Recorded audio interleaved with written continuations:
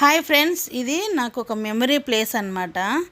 ఎందుకంటే ఇది memory place అని ఎందుకు చెప్పానంటే, నేను ఇక్కడ ఫస్ట్ డెలివరీ వచ్చేసి మా బాబుకి ఇక్కడే అయినాను. ఇది వచ్చేసి అడ్రస్ అనంతపూరు పాతూరు పాలాస్పత్రి అని అంటారండి. ఇది ఈమెనే బాబుకి డెలివరీ చేసింది ఇది ఆంటీ. నాకు అక్కడ మా లడ్డుగానికి నెల సూదులు వేపిద్దామని పోయినప్పుడు నాకు గుర్తుకొచ్చింది ఈ ప్లేస్ అని. అక్కడ ఆ రూమ్ చూపిస్తున్నాను కదా అండి, ఆ రూమ్లోనే నేను బాబుకి మా సాయికి డెలివరీ అయ్యిండేది.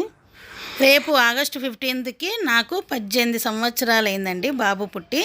నార్మల్ డెలివరీనే, సిజరీన్ అయితే కాదండి. నాకు ఆ ప్లేస్ చూస్తామంటే నిజంగా సో హ్యాపీ అండి అసలు నాకైతే. అదిగాక ఇక్కడ నేను అక్కడ పొద్దున పోయినానండి, రాత్రి అయినా కానీ నాకు డెలివరీ కాలేదు. నొప్పులు వస్తున్నాయి కానీ డెలివరీ కాలేదు. లాస్ట్కి మళ్ళీ నేను లేచి మా డాడీతో మసాలా దోశ తెప్పించుకొని అక్కడ ఆ ప్లేస్ చూపిస్తున్నాను కదండి, ఆడ కూర్చొని దోశ తిని మళ్ళీ లోపలికి పోయి నేను డెలివరీ అయినాను అనమాట. అంత ఇష్టం అనమాట అప్పుడు మసాలా దోశ అంటే. ఇప్పుడైతే కాదులేండి, ఇప్పుడు బిర్యానీ అంటే చాలా ఇష్టము.